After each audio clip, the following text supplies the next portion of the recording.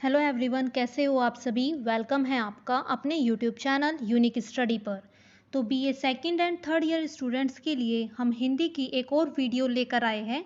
ये आपका चैप्टर है पर्दा उठाओ पर्दा गिराओ। तो अगर आपका इस चैप्टर से कोई भी क्वेश्चन आए तो बस आप इस वीडियो को देख लीजिए, फिर आप सभी क्वेश्चंस का आंसर कर सकते हैं। बस इस एक ही वीडियो में आपका पूरा चैप्टर कंप्लीट हो जाएगा। देन आप कोई भी क्वेश्चन आए इस चैप्टर से आप उसका आंसर कर सकते हैं। तो आइए अब हम वीडियो स्टार्ट करते हैं। सभी बच्चे वीडियो को एंड तक जरूर ध्यान से देखना। पर्दा उठाओ पर्दा गिराओ उपेंद्र नाथ अश्क की प्रसिद्ध एकांकी है।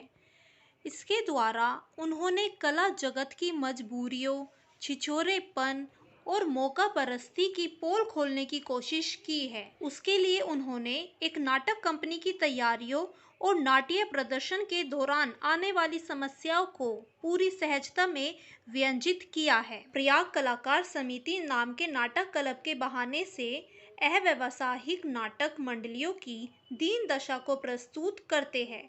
इस कथानक का आरंभ क्लब के मालिक भगवंत और अभिनेता बलबीर के झगड़े से शुरू होता है। बलबीर भगवंत से मुफ्त के पास लेना चाहता था, लेकिन भगवंत मना कर देता है।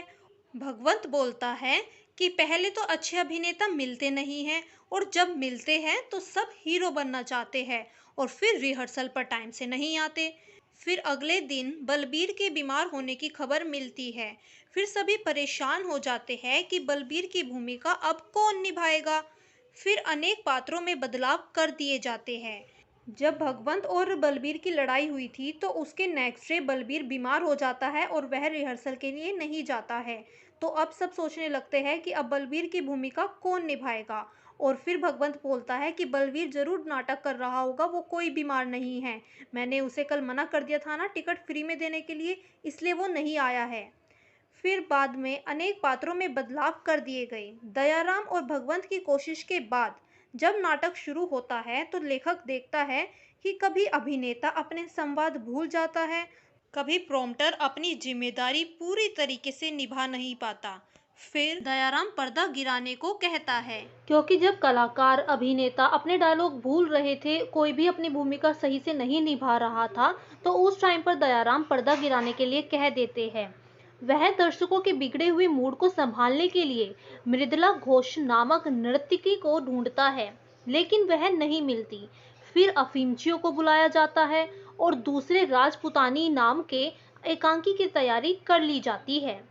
नाटक शुरू होता है, लेकिन अफीमचियों की गैर जिम्मेदारियों के कारण फिर से पर्दा गिराना पड़ता है। तो इसलिए ही इस चैप्टर का नाम पर्दा गिराओ पर्दा उठाओ रखा गया है, क्योंकि कोई भी कलाकार अपनी भूमिका सही से नहीं निभा रहा था। यह एकांकी कलाकारों और थिएटर मालिकों के बीच के अंत विरोधी और खोखले संबंधों की ओर संकेत करती है।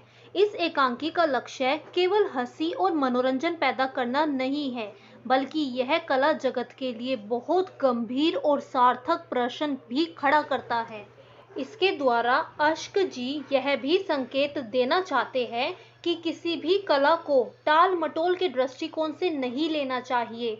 नाटक के लिए केवल संवादों को याद कर लेने से ही काम नहीं बनता है, बल्कि अभिनेता और अभिनेत्री को उस पात्र की भूमिका को गंभीरता से पूरे हाव भाव के साथ आत्मसात करके प्रदर्शित करना होता है।